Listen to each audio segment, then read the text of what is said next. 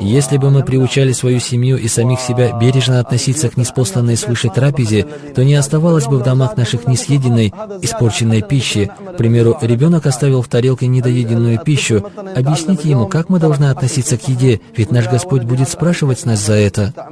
По сунне желательно доедать пищу, не оставляя остатков еды в тарелке, ведь пророк, саллаллаху алейхи вассаляма, поступал именно так, вплоть до облизывания пальцев от остатков пищи, говоря при этом: «Вы не знаете, в какой именно части пищи находится для вас благодать».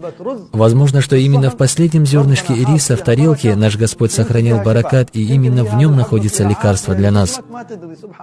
Свят Аллах! Это великое пророческое учение уважительного отношения к еде. Иногда у нас и в местах общепита после трапезы остается большое количество еды. Одной же из причин бедности и сурового спроса в судный день является выбрасывание остатков пищи. К примеру, если еды окажется больше, минимум, что мы можем сделать, так это подготовить остатки пищи и отнести их бедным или нуждающимся. И пусть не останавливает вас в этом деле ложная стыдливость или боязнь порицания.